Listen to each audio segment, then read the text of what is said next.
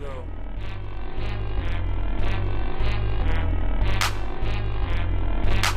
I like that clap.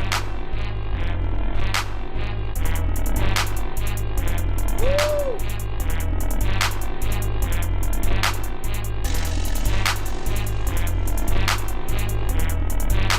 Not bad to be light-skinned, huh?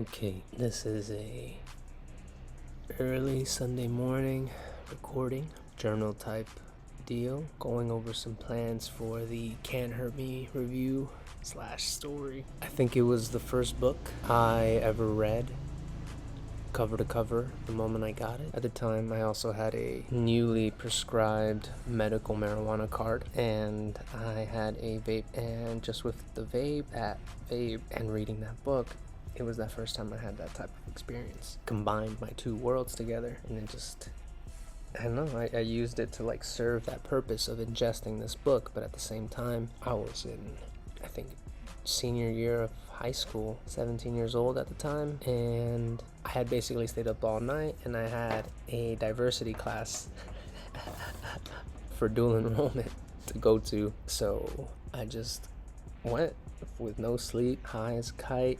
I think like also over the course of that week, I had like experimented with some psychedelics, and my mind was all over the place. I was ingesting ideas like a mother. And I just went with this crazy fire and encouragement to want to share what I was reading because I thought it was revolutionary. And boy, did I share. Let me show you. I just realized that there's no power. Can't Hurt Me. This edition, at least, was published in 2018. It's I think it's a newer edition. That master your mind and defy the odds. What this book and what drew me so much to want to ingest it was I had first heard, I think, the podcast that he did with Joe Rogan on the JRE, and just to read the cover or the jacket. For David Goggins, childhood was a nightmare. Poverty, prejudice, and physical abuse colored his days and haunted his nights. But through self-discipline, mental toughness, and hard work, Goggins transformed himself from a depressed, overweight young man with no future into a U.S. Armed Forces icon and one of the world's top endurance athletes. The only man in history to complete elite training as a Navy SEAL, Army Ranger, and Air Force Tactical Air Controller. He went on to set records in numerous endurance events, inspiring Outside Magazine to name him the fittest real man in America. In Can't Hurt Me, he shares his astonishing life story and reveals that most of us tap into only 40% of our capabilities. Goggins calls this the 40% rule, and his story illuminates a path that anyone can follow to push past pain, demolish fear, and reach their full potential. Now you can obviously assume why that called to my young mind at the time.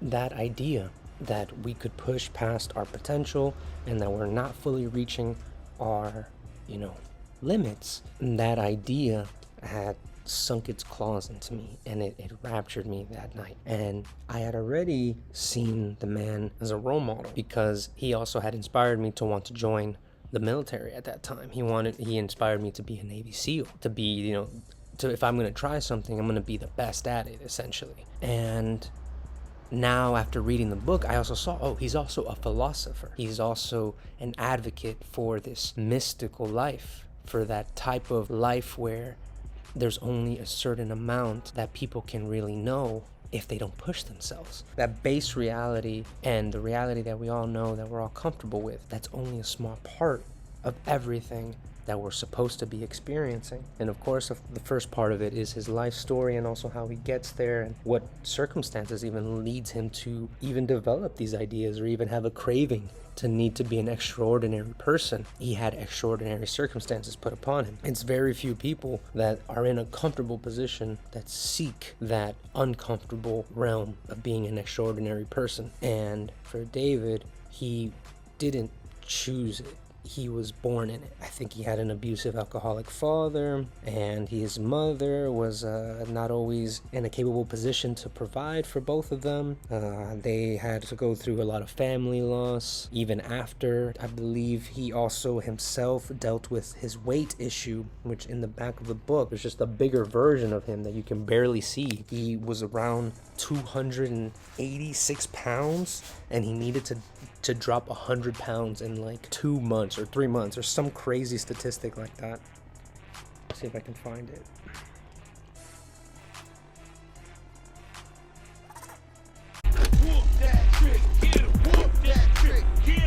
Sorry about that.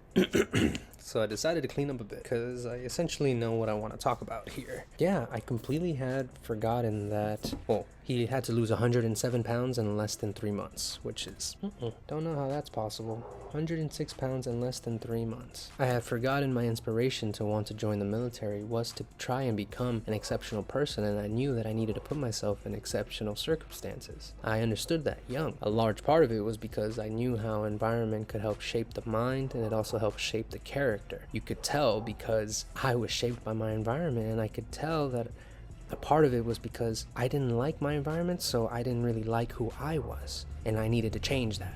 And especially reflected to me in what I was watching at the time. I just kept feeding that, and also with trying to help myself with the medical marijuana. It was kind of all coming together to try and make myself into something that I could be proud of, and something that I would also naturally ease myself into because it felt like a true calling, you know, to try and be someone big or be someone bold, and someone that I felt mattered not only to other people, but it mattered to me, like objectively. If I could look at that person objectively and say he does this and this and this and that, okay, to me that is an exceptional person, and I wanted to be that for myself.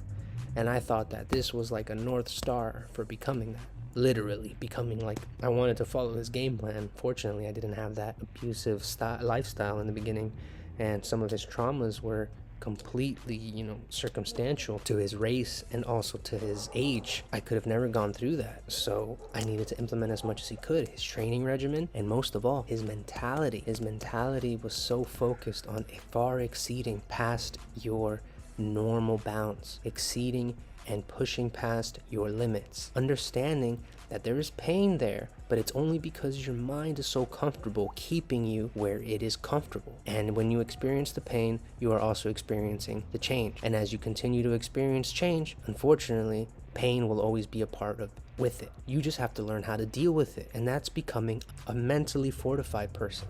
He talks about dipping into the cookie jar, where you, at those intense and critical moments, you dip into an experience from the past, you dip into a time where you felt that light and you felt that fire, and you bring it out and you try and ingest on your own will to survive and your own will to succeed. And that is what will push those who will seek that extraordinary lifestyle forward. I wish I could have expressed it as calmly as that when I was younger.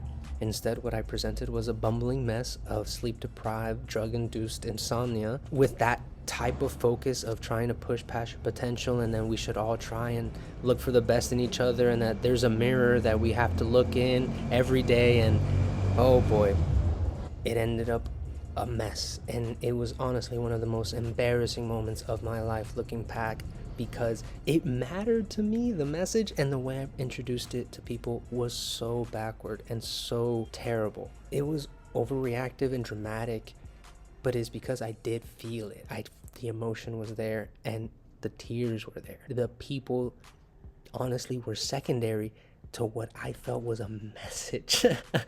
A message from up above that finally shined its light on us, like, look guys, you're mediocre. Stop thinking that you're this big, strong, extraordinary thing, like that we're gonna create all this change and through diversity and doing this and this and that, when we're all thinking the same. We're all thinking basic. We're all thinking low-brow, reactionary against each other, trying to eat each other alive. No, you are a superior, more advanced being than those lower, baser instincts. And that's what I tried to get across at a lower basic instinct.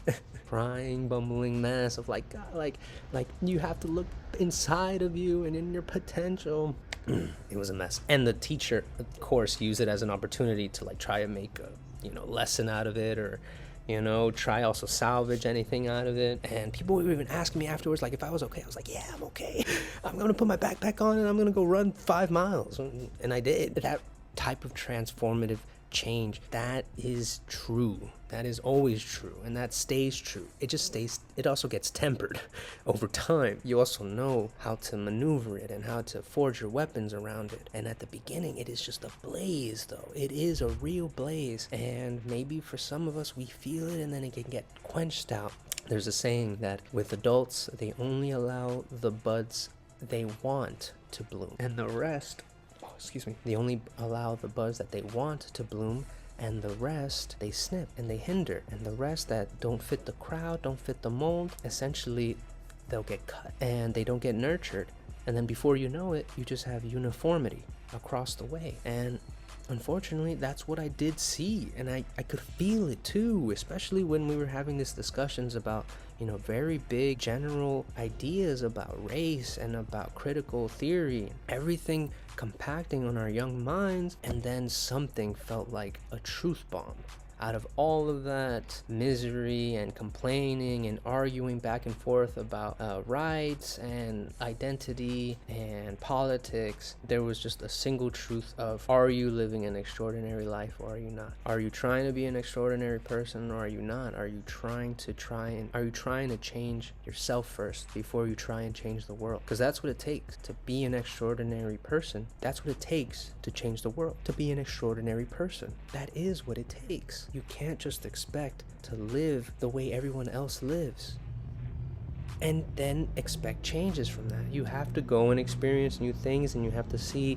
the viewpoints of different people, and you also have to continuously learn and teach yourself. And that's why Can't Hurt Me was the starting point of it all. Maybe it was the beginning of it all for me, for a really drastic revolutionary change. And I was so young and impressionable at the time, everything aligned. And then little by little, I started to garner more meaning towards that, and I started to actually take his symbol for what it is. It's a symbol. It's not a guideline. It's a track. It's also a story. It's a challenge. It's an invitation to those who would want to bring that change from themselves, and then it could shine upon the rest of us. I think that's what Can't Hurt Me brought out the most of me, and I try to bring it out of myself as much as I can as well. Not only do I think that it's worth a read, I think it is worth your attention. I think it is worth your time and your diligence, and I think it is also worth following the challenges inscribed in the book. Thank you for listening. Please, if you Can't Hurt Me. This is one, I think, of his 2 books. I think he has a 3rd book coming out. I have not read the 2nd book, but I definitely plan on doing that. It just took that long for this to really, really sink in. And I'm glad I can finally share it tears free. Thank you guys. You have a great one. Bye.